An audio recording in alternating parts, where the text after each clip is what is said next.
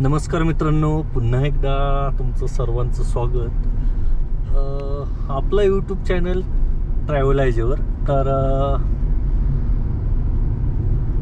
मी आत्ता आहे ओतूर या गावी, तालुका जुन्नर, जिल्हा पुणे. तर ओतूरपासून मी अहिल्यानगरच्या दिशेने जातोय. तर जास्त काही जाणार नाही आहे, एक आणे गावापर्यंत जाईल. आणे गावापर्यंत रोडचं काम चालू आहे, आणे गावाच्या पुढे देखील चालू आहे, एक टाकळी ढोकेश्वर गावाच्या अलीकडेपर्यंत. तर आज तो पॅच दाखवणार आहे मी की काय काम चालू आहे या रोडवर. आणि हे बघा, इकडे तर अजून सिंगलच रोड आहे, हा सिमेंट रोड नाही आहे, डांबरी रोडच आहे आणि मोठा रोड आहे चांगला. इकडे तसाही काही म्हणजे गरज नाही आहे इकडे करण्याची. पुढे तुम्हाला खामुंडी वगैरे गावापासून पुढे किंवा आपलं जो टोल नाका आहे, टोल नाक्याच्या पुढे तुम्हाला काम चालू होतं रोडचं. तर सिमेंट रोडचं काम म्हणजे झालेलं आहे ते सांगतोय. आणि जे रोडचं काम चालू आहे ते बेल्ले गावाच्या पुढे. तर कसा झाला इकडे रोड, काय ज्यांनी पाहिलाय किंवा ज्या लोकांनी पाहिलेलं नाही आहे त्यांच्यासाठी देखील हा एक छोटा अपडेट आहे, छोटा व्हिडिओ होईल लवकर, कारण लवकर जायचं आहे मला. आणि इकडे तुम्ही पाहू शकता, हा डांबरी रोडच आहे आपला. आता हे ओतूर कॉलेज येईल, इकडे लेफ्ट साईडला CNG पंप देखील आहे.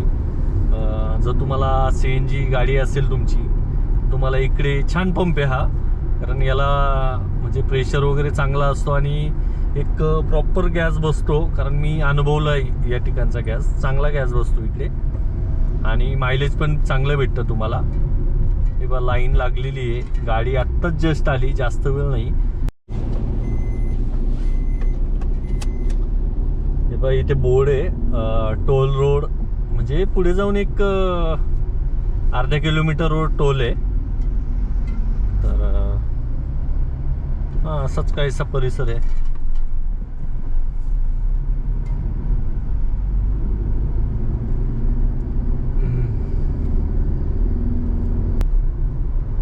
इकडे पण पहा तुम्ही, म्हणजे साधाच रोड आहे आपला, डांबरी छान आहे. आधी मध्ये रोड झाला होता, त्याच्यानंतर लगेचच सिमेंट रोडचं काम चालू झालं. काही रोड चांगले होते, म्हणजे हा रोड तर चांगला होता मडगावापर्यंत, पण तरी पण फोडावा लागला. ठीक आहे, पण हे पण डांबरीचा असा इश्यू आहे, हे असे खड्डे येतात. खड्डे म्हणजे एक साधारण 1-2 वर्षात खराब होतो रोड, 2-3 वर्षात, जास्त नाही. एक पावसाळे, 1-2 पावसाळे झाले की पावसामुळे काय होतं, तर पाणी साठलं जातं या रोडवर आणि त्यातून वजनाच्या गाड्या गेल्या की थोडासा रस्ता दबतो. हे हाच प्रॉब्लेम आहे, दबण्याचा वगैरे, आणि रोड खराब होतो भविष्यात. म्हणजे पुन्हा सारखं काम करावं लागतं रोडचं, तर ते व्हावं नाही म्हणून आत्ता सिमेंट रोड आहेत. हे बघा, इकडून सिमेंट रोड चालू होतो, इथून चालू झालेला आहे. पाहू आता, इकडे थोडं पुढे गेलं तर तुम्हाला सिमेंट रोडच चालू आहे.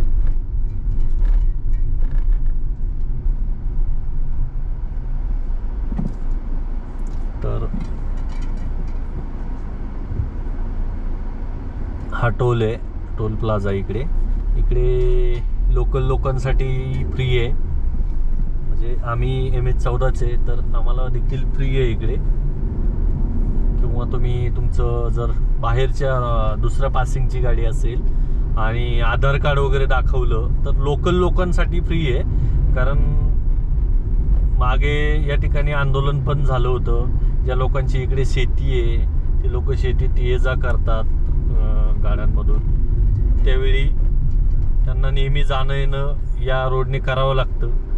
त्यावेळी त्यांच्यासाठी फ्रीची मागणी केली होती आणि आमदारांनी त्यावेळेस आमदारांसोबत देखील कॉल झाला होता या ठिकाणावरून, ज्या लोकांनी आंदोलन केलं होतं ते.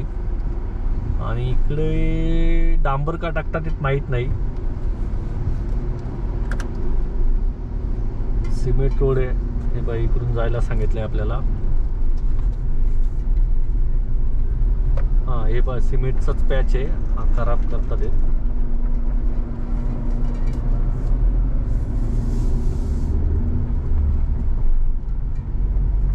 आणि इकडे बा सिमेंट रोड चालू झालेला आहे.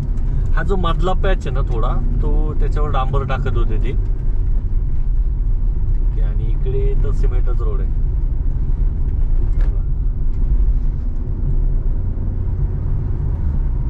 काही लोकांनी मला कमेंट केली होती की तुम्ही इकडचा पुढचा रोड दाखवा. मी कधी दाखवलं नव्हतं इकडे रोड, तर आज पहिल्यांदाच दाखवतोय. ओतूरपासून टाकळी डोकेश्वर या गावापर्यंत रोड दाखवेल मी तुम्हाला. पाहू कसं आहे. टाकळी डोकेश्वरच्या पुढे बऱ्यापैकी काम झालेलं आहे, त्याच्यामुळे तिकडे तर काही इश्यू नाही. पण जो मधला पॅच चालू आहे, जो घाटात आणि घाटामध्ये काम चालू आहे, तो पॅच दाखवायचा आहे, तो महत्त्वाचा आहे. किंवा आत्ताच मध्ये ॲक्सिडेंट झाला बसचा, बस पलटी झाली, भरपूर म्हणजे जो ड्रायव्हर होते ते एक्सपायर झाले. तो बेलेगावानजीक झाला ॲक्सिडेंट.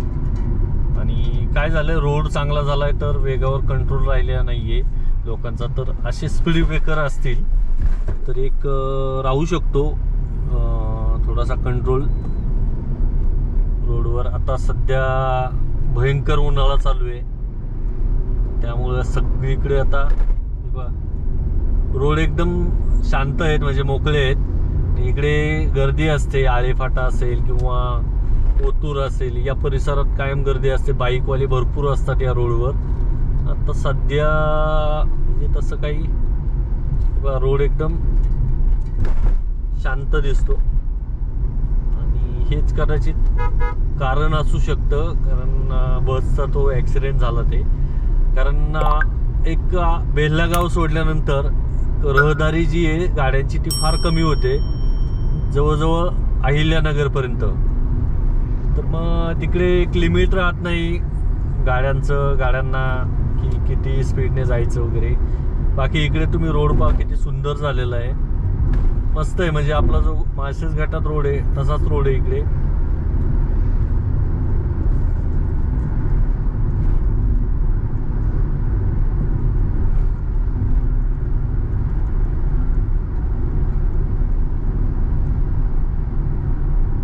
आधी देखील खूप छान होता हा रोड, मस्त वाटत होतं म्हणजे गाडी चालवायला वगैरे. आता देखील छान आहे, मस्त आहे. आणि भविष्यात हा रोड आता एक 10-15 वर्ष तर काही खराब होऊ शकत नाही, एवढं सुंदर झालेलं आहे काम इकडे. काय माहिती, डिपेंड कामावर आहे की कसं झालेलं आहे काय. उन्हाळा भयंकर होत चाललाय, रस्ते तापतात, पाऊस भयंकर होतो कधी कधी. सगळ्या गोष्टी त्याला कारणीभूत आहेत.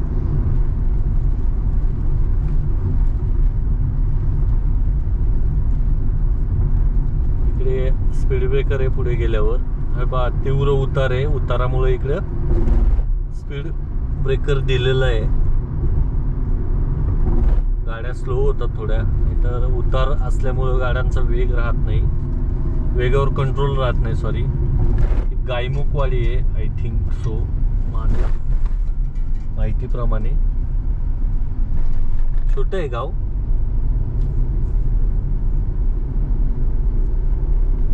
बाकी गुलमोहर बाग असला मस्त फुलला होता, मस्त फुलं आहे तिकडे. आणि भरपूर झाडं आहे तिकडे.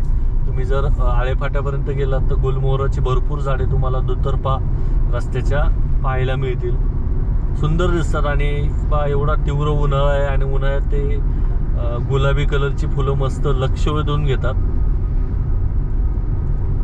मस्त हे बा दोन्ही दिशेला आहे.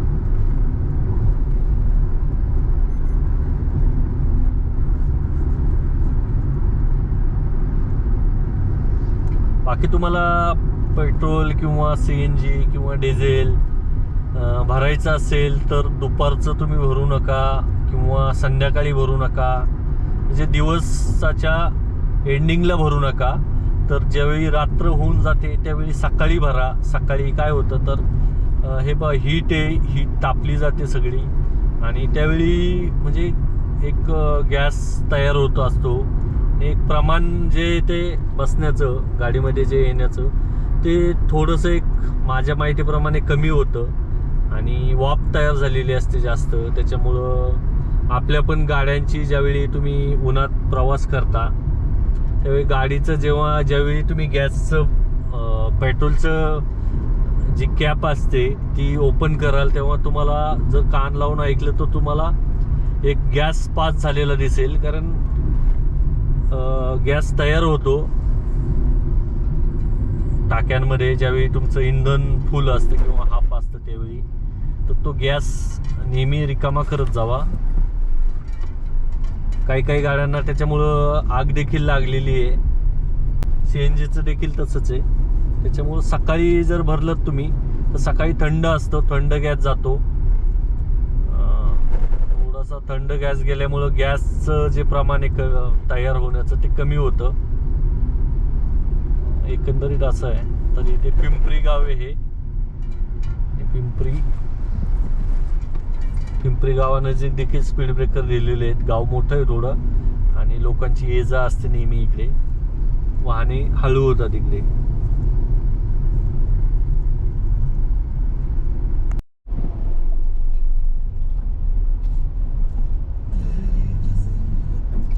इकडे थोडा थांबलो होतो मी. इकडे चहा छान भेटतो. तर एवढं उन्हाचा चहा तर नाही घेतला मी. चहा इकडे छान भेटतो इथे पिंपरीत.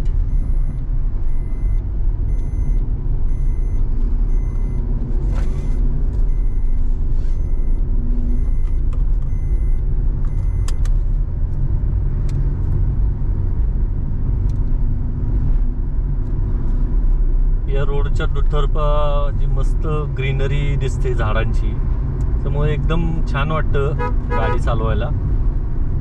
असंच काहीतरी आता आपल्या जे नवीन रोड झाले, रोडच्या कडेची झाडे तोडलेली आहेत बऱ्याच ठिकाणी. भरपूर ठिकाणी जिकडे जिकडे नवीन रोड झाले इथं तर किती प्रचंड झाडं आहे ती मोठी. पुन्हा रोडवर सावली आहे.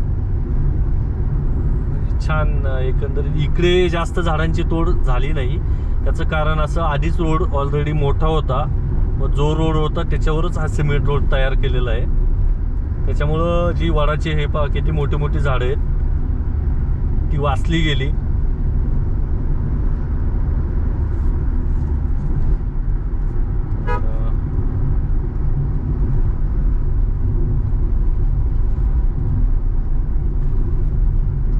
बस इकडे भरपूर बसची फ्रिक्वेन्सी जास्त आहे कल्याणच्या दिशेने.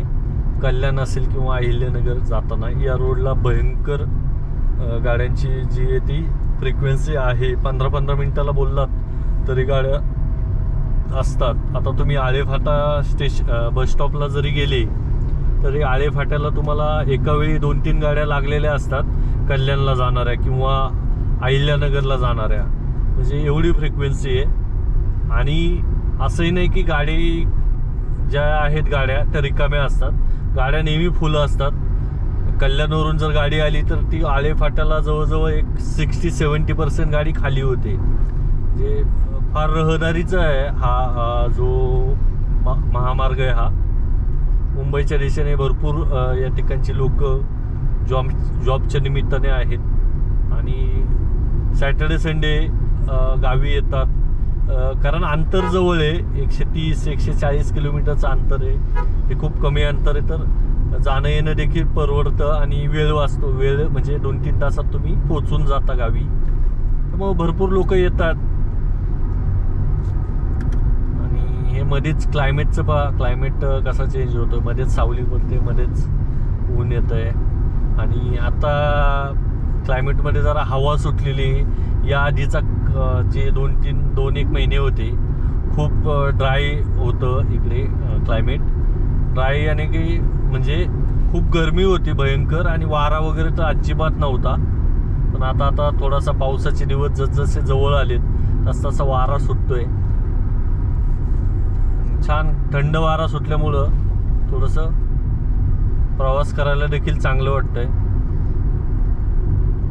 जे ग्रीन झाडांमुळं खूप फायदा आहे. खूप म्हणजे आता या जर परिसरात जे राहतात लोक त्यांना नेहमीच या ठिकाणी थंड हवा भेटत असेल. त्याचं कारण आहे ही झाडं, मोठी मोठी झाडं आहेत.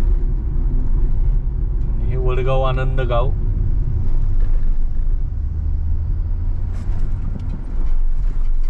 मोठं गाव आहे, आळेफाट्याच्या नजीक आहे. इथून आळेफाटा एक 2-2.5 किलोमीटरवरच आहे. मोठं गाव आहे इकडे. आणि या गावापर्यंत जवळजवळ पोहोचलेलं आहे आळेफाटा. 2 किलोमीटर देखील नाहीये, 1 ते 1.5 किलोमीटरच असेल. आणि हो, आता पुढे तुम्हाला जो हायवे दिसेल तो पुणे नाशिक हायवे. लेफ्ट साईडला देखील पंप आहेत CNGचे. पुन्हा आळेफाट्यामध्ये तुम्हाला 2 CNGचे पंप आहेत. इकडे तुम्ही नारायणगावच्या दिशेने गेलात तर पिंपळवंडीला एक पंप आहे CNGचा. पुढे नारायणगावमध्ये, मनसरमध्ये असेल, इंद्रप्रस्थला जो पेट्रोल पंप आहे CNG, तिथे CNG अवेलेबल आहे. आणि मग पुण्याच्या दिशेने तुम्हाला CNGची फ्रिक्वेन्सी वाढत जाते. इकडे तुम्हाला आळेफाटा सोडल्यानंतर डायरेक्ट मग सिन्नर वगैरे, माझ्या माहितीप्रमाणे सिन्नरला आहे. मग मध्ये कुठं दुसरा नाही. तर नाशिकचे भरपूर टुरिस्ट ज्या गाड्या येतात त्या या ठिकाणी फिल करतात गॅस आणि पुढे जातात. इथून 300-200 मीटरच्या अंतरावर देखील CNG पंप आहेत. हायवेला हा बाहेरून, वरती जो हायवे गेला आत्ता तो बाहेरून काढलेला आहे. तुम्हाला जर आळेफाटा गावात जायचं नसेल तर तुम्ही बाहेरच्या बाहेर नाशिक किंवा पुण्याच्या दिशेने जाऊ शकता. राईटला पुणे आणि लेफ्टला गेला तर नाशिक. आणि इकडून तर आळेफाट्याचं जे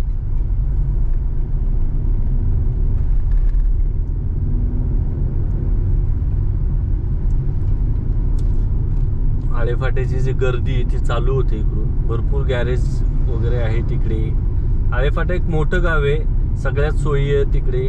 मार्केट मोठं आहे, कांद्याचं मार्केट आहे भरपूर. इकडे गायांचा देखील बाजार भरला जातो गुरुवारच्या दिवशी.